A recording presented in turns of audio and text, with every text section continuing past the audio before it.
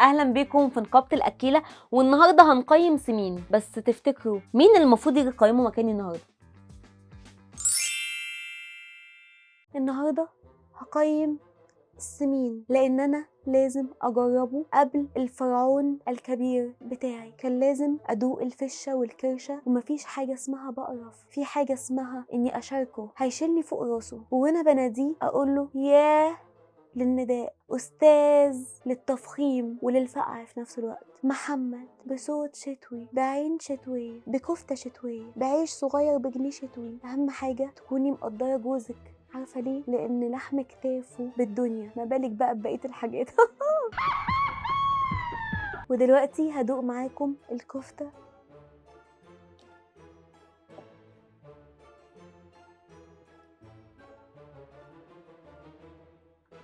والكبده.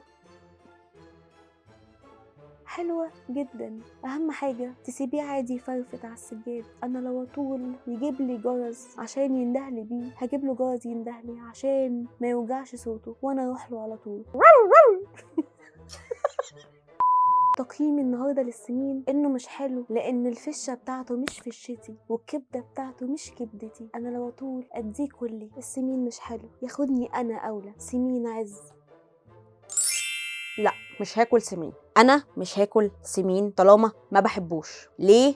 يبقى جوزي بيحبه ويطلبه ياكله هو. اكله انا ليه؟ كل واحد وليه ذوقه وليه رايه. ما بحبوش. واحده حكيت لي مره انها جوزها قال لها تاكل سمين، وافقت. خلاص اتعود على كده بقى، كل يوم ياكلها سمين. مش المفروض نوافق؟ انا حره. جوزي طلب ان انا اللي اكلم الدليفري، كلمته اتاخر في الاوردر. عملت ايه؟ بلوك ليه هو والمطعم والاريا كلها. بس طلبت من مطعم تاني. لازم يكون عندك شخصيه. انا مش هجرب السمين، مش هجربه. لو هو بيحب السمين يجي يجربه، ولو حد تاني بيحب السمين يجي يجربه، لكن انا ما بحبوش، فانا ماشيه. دوخوني. دوخوني يا جدع.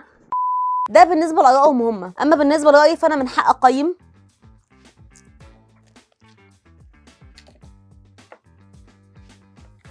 Two hours later.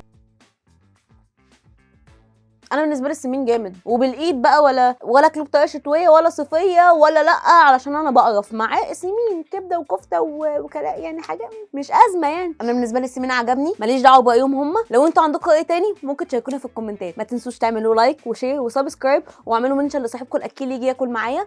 وباي باي.